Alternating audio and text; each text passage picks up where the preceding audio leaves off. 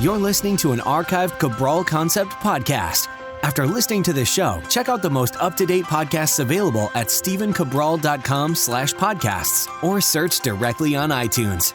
And now, welcome to the Cabral Concept, where board-certified naturopath and integrative health practitioner Dr. Stephen Cabral shares how he was diagnosed at the age of 17 with a life-altering illness and given no hope for recovery. It was only after studying and traveling all over the world did he discover how to combine ancient Ayurvedic healing practices with state-of-the-art naturopathic and functional medicine to fully rebalance the body and re-energize it with life. It's time to discover how to get well, lose weight, and finally feel alive again. And now, here's your host, Dr. Stephen Cabral.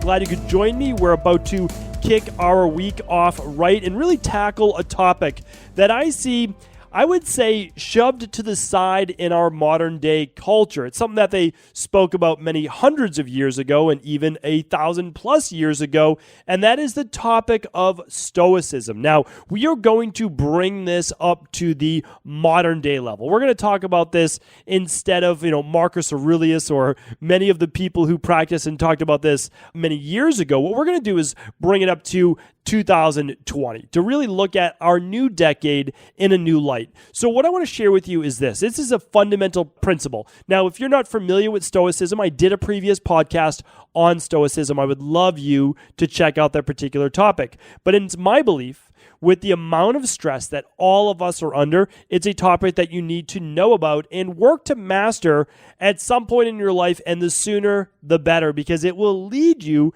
to a much happier life. And here's why. There's essentially two principles when looking at Stoicism. Just two principles. That's basically it. You can look at your life in two ways. There are the things that you can control, okay? And then there are things in life that you can't control.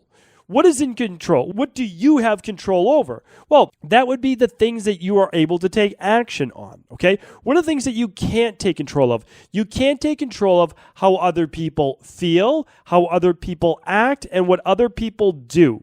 But what you can control is you and your actions, even though it may not seem like that's always possible. We're going to go through today how to make it that much easier. Now, one thing I like to share is this. That since there are two things in life that we can really look at, the things we can control, the things we can't control, I want you to specifically focus on the former. So it is the things that you can control, you should really focus your attention on. Please do not spend a lot of time on the things that are out of your control. If you spend a lot of time on things that are not in your control, you are going to be worrying needlessly. They are outside of your control. You can take no action on them, which means you can't hold that much responsibility for yourself as to what happens in the world around you. Now, of course, by working on yourself, the microcosm, you are working on the macrocosm, the greater world. And if you are living your truth and trying to be of service to others, well, then you are doing your best for the world around you. So that, by the way, is noble. But even if you are doing your best, some people may not hear your voice. They might not understand you at the moment they hear you. However, that is because they're not yet receptive to it. As they learn, as they grow, as they become more enlightened, they too will hopefully start to walk along the path to get them well, make them happier, have them enjoy life to a much greater degree. And I think that's very important. I mean, a lot of people get more angry and more cynical as they get older. But there are also other people who become a lot happier. And that is because they've had some time to mature.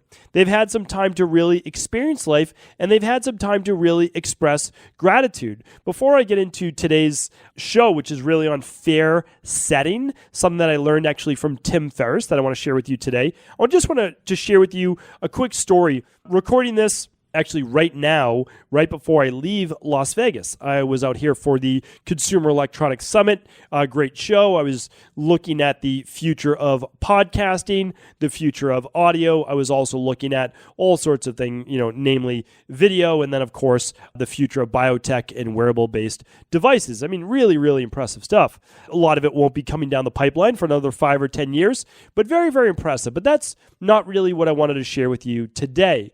When I was taking my cab back to my hotel, since it was about a 15-minute drive away from the convention center, I popped on a FaceTime call with my family, with my 2 young girls, my wife, and my youngest daughter had a fever. She wasn't feeling well. There's a lot of sickness right now, a lot of viruses, a lot of flu, and issues like that. She doesn't have the flu, but a lot of those issues going on in Boston right now. So, well, when I was talking with my daughter and I was telling her, just trying to cheer her up and just say, listen, you've been sick before. She's very young. And I said, you're going to be better very soon. You'll probably start to feel a whole lot better tomorrow morning.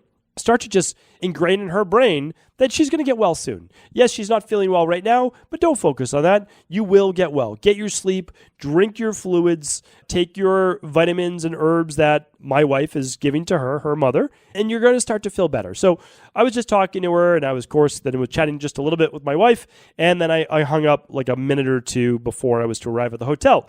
And my cab driver said, oh, were those your children? And I said, yes, they were. I said, they're 5 and 7 years old, great girls, and it's hard for me to travel because I always miss them when I'm away, especially when I can't do anything about things like when they're sick right now. And so he said to me, I asked him, I said, oh, do you have kids as well? And he said, I do. He said, I have 3 kids, and I asked their ages, and he said they were teenagers, they were a little older. And I said, that's amazing. I said, you must be really proud. And he said, I am. He said, but they're in Ethiopia and I'm here. And it just hit me like a ton of bricks. I don't even remember quite what he said after that. And I said, here I am. I should be probably enjoying myself a little bit more, to be honest with you. But it's hard when I travel, so I don't mind being by myself traveling because I get to meet all sorts of great people, and it's a time for me to reflect and to catch up on reading and those types of things. But, I miss my family, and I know that there's a finite amount of time with them as children. I'm probably more hypersensitive than most people, but anyway, it sticks with me, and I don't think it's a bad thing. And it makes me appreciate them more, and it makes me appreciate the time I have with them because, I know it's finite, and I know just because I know now in hindsight, when you're a teenager, you're committed like time-wise to all sorts of different things, friends, sports, school, et cetera, et cetera. And then, you head off to college and then, you start your own life. So I just realized, I just look back and I'm basically, I don't know. I think I'm already like an 80-year-old man, I think sometimes looking back and reflecting on life. But anyway, it serves me well on purposes like this. So essentially I'm saying, here I am worried about my problems, making it probably a bigger deal than it is. Even though I do, worry for my daughter who's sick right now, and of course she's going to get better. But this man making a living, probably sending money back to Ethiopia for his 3 children over there with his wife taking care of the 3 kids, their 3 kids. I don't know how often he goes back. I'm assuming it probably not that much. Again, I don't know, but now they don't have their dad. And so for me, again, you always have to go back to perspective. I don't want to make this whole podcast on perspective, but you have to understand there are 2 things that will make you so much happier in life on a day-to-day basis. And I forget them myself from time to time, so don't get me wrong. And sometimes it's hard to get into that mood as well, but you have to go back to gratitude and perspective. Be grateful for what you have in life. It is so important. Be grateful. And perspective is, you have to be grateful because it could be a whole lot worse. Now, maybe this man doesn't feel that way, that it's that bad, because he sees himself as providing for his kids, and then his kids may have a better life. I don't know. I can't make that judgment. But here's the thing, wouldn't want to be in that position. So it's always perspective, right? So, okay, so I'm traveling for 3 days. Probably not the end of the world, right? Because who knows? Maybe he's been gone for 3 years, maybe more. I don't know. So again, gratitude and perspective, so important to have in life. And that does actually tie into what I want to move into next, which I learned from Tim Ferris. Now, Tim Ferris, you may know him from all of his 4-Hour Workweek, 4-Hour Body. He's got Tools of Titans, a bunch of great books. Obviously, very smart guy, and I think he's done a lot for the entrepreneur-based community and really talking about the pros and cons, but also bringing up mental health. And he talks about his battles with bipolar and how that has happened really out through his entire life. And one way that he was really able to overcome it is through something he created or thought about at least called fear setting. Later, he realized, like most people, like, oh, this has already been around, but he created his own version of it out of need, out of necessity. And I kind of feel like the same way. Like I talk about the 12-week year all the time. I was doing that on my own, but I hadn't had a perfect setting for doing it until I really read about a nice protocol. And I've talked about that a few weeks ago on the show as well. So let's go through Tim Ferriss's fear setting right now. I like to give credit where credit's due. Stoicism was created, oh man, I wish I could tell you. I believe it was in the Greek-based society. I believe it was created in the Greek culture. I don't know if the original can be attributed to someone named Zeno, but that does come to mind. Regardless, again, we're going back to what you can control and what you can't control. So what you can't control, you are not going to worry about. Instead, you are going to focus on what actions you can take. Well, Tim Ferriss broke this down into basically 3 pages. So if you pull out your journal and you use 3 separate pages or just 3 pages of printer paper, you can write down on page 1, these are questions to ask yourself. So it's basically 3 parts on page 1. The first one is this: what if I, and then write the thing that you fear doing. But you know by doing that thing, on the other side of that, you will most likely accomplish your goal. Okay, so let's give you a couple examples. Remember, I always go back to my big 5, which is relationships. That includes family and partner and parents and etc. So that's relationships. We have spirituality. We have your body, so body transformation, keeping your body in this vehicle that carries you through life healthy. Then you have your wellness, and then you have your spirituality. So you can just kind of ask these questions. And let's just take relationships. There's a lot of people that I know looking to find that right person. So, for them, it could be, okay, what if I ask that person out? Meaning like the person that you believe you're a great match with, but you're afraid, you're nervous to ask them out, right? You're nervous to ask them out. What would that be? So basically you say, what if I ask that person out? What's the worst thing that could happen? That's what Tim Ferriss says. What's the worst thing that could happen? And you just want to brainstorm about 10 to 20 things. Okay. So what I want to do is, for me, because I'm not in the dating advice space category, I want to move this more towards wellness. So let's say this. Okay. What if and then you just came up with a solution. So like, what if I were to begin that new, let's say, gut healing protocol? Or what if I were to, take that lab test, okay, to check gut permeability, etc. So what's the worst thing that could happen?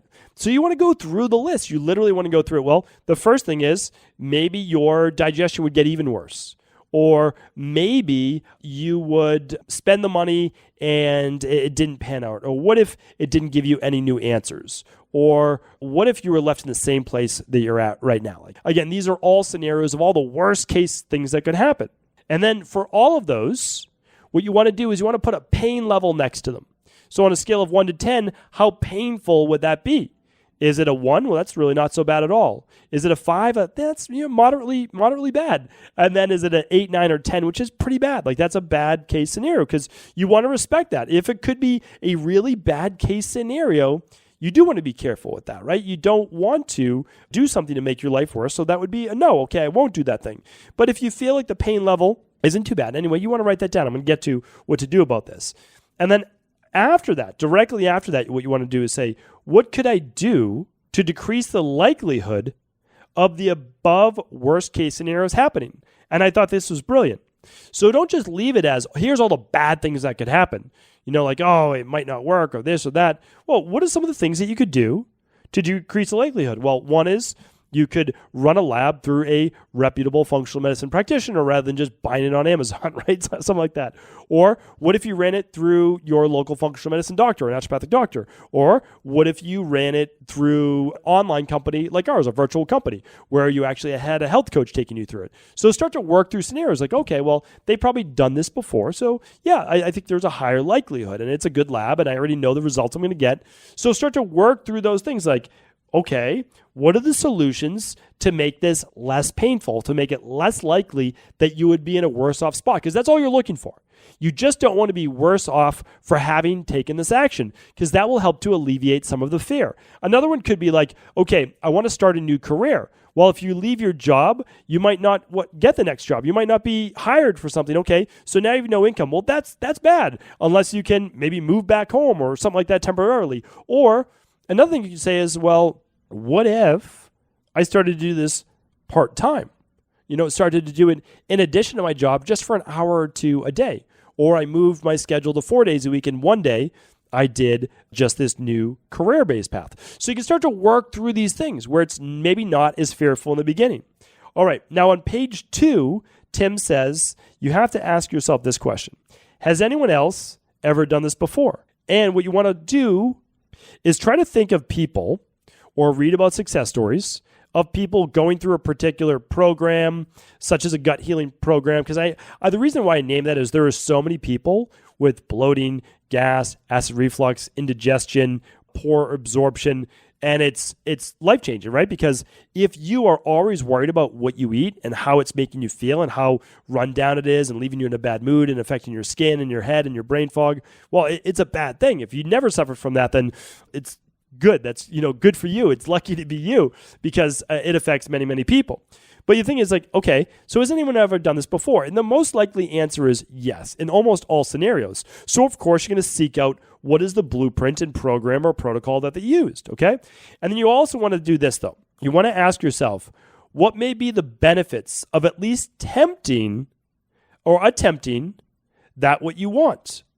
So when you think about that, you ask yourself, what would the pleasure level be if it all goes well? Which I really love that he said that. So, like, what's the worst that it could be?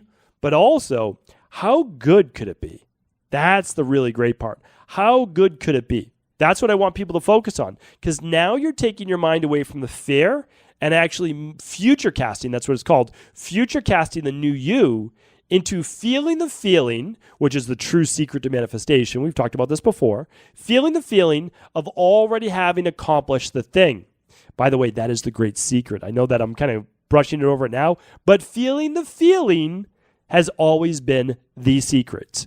So now, what could that pleasure level be? So maybe you took by looking at what you could do to alleviate the worst case scenario, maybe you took your pain down to maybe a 2 or a 3 or a 4. Okay, but the pleasure level, well, let's say you get rid of the bloating, you get rid of the gas, the indigestion, you can finally eat a lot of those foods that you want and not feel sick. Well, that could take your pleasure level up to a 9 or a 10. And if that's the case, well, then there's way more upside to going for it than downside, for sure, right? So it's a way to look at this. And that's page 2. Now on page 3, what would the cost be, the real costs of this by not taking action? So meaning, like, what will your life look like in 6 months, a year, or even 5 years from now if you don't at least attempt something to move towards your goals? Will your life have more of the same, or will it be worse? Because you're in the same position 1 year, 3 year, 5 years from now. Really important to look at that, because that will then begin to hopefully motivate you to even a more of a positive note. Now that you know the potential upside, and now we're going back and we're saying, oh, well, if I do nothing, here's the cost of me not taking action. So what Tim goes on to say then is that inaction may seem now like a non-option, because you can't live like this for another year or 2 years or 3 years. You can't. You need to do something about it to lose the weight, to get well, to find that right partner in life, to improve your spirituality, or to work on your career, your finances, whatever it might be. So I love that part, that after going through these 3 pages, inaction may now seem like a non-option. I love that quote. Really love that. Another one that Tim gives, and Tim doesn't take credit for this quote. It goes back to one of the earlier Greek-based philosophers, I believe, or maybe even Marcus Aurelius as well. The quote goes like this: "We suffer more in imagination than we do in reality." So meaning that our minds play tricks on us, that things are oftentimes going to be a lot worse if we were to go after our dreams and after our goals. And part of that is the ego, and part of that is just by your subconscious saying, listen, we know how to handle whatever we have in life right now, even if it's not good. which is why we don't want to chance things. We don't want to step outside of this. And that's a lot of, I talked about this last week with this trauma that's happened before, that you're stuck in the shell, but you could be so much more. Like your life it honestly could be what you wish it was. So when you look at your dreams, when you look at your goals, I don't want you to censor yourself. I want you to start to make the normal progressions of this is your goal, a little bit out of reach right now. And here are the things that you need to do in order to move towards that goal. And then that's all you have to do is to move towards it. Not even have to know the how all the time. You simply want to know that's what I want. That is what I desire. Here's where I am now. I'm going to feel the feeling of what it would be like to already have that in my life. And then I'm going to go about my day in a more positive way and try to take simple actions in order to achieve that goal. So by defining your fears, what you can do is you can actually say, that's probably not that bad and worth it in order for what the upside may be. And remember, if you focus on the upside and you just simply put aside, just push out of your way the things that you can't control and instead focus on what you can control, you'll be more happier in life. You'll enjoy life more. You'll have more gratitude. You'll enjoy more perspective. And I think you'll be a whole lot happier. Hopefully today's podcast was helpful. Thank you so much for tuning in.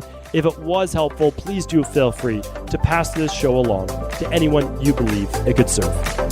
Ever wonder what the best sauna, blue blockers, sleep trackers, wake lights, salt lamps, or other health gadgets are? Or what about the top non-toxic mattresses, sheets, soaps, bath products, toothpaste, and cookware? Or would you like to know the cleanest choices for hemp parts, meal delivery services, supplements, and much more? I personally curated, researched, and now created a resource page of all of my top picks that continues to grow each week. These are the exact products I use in my own life, with my family, in my private practice, and they're the ones I trust. To find out all of my up-to-date recommendations and all the details, simply head on over to stephencabral.com/resources.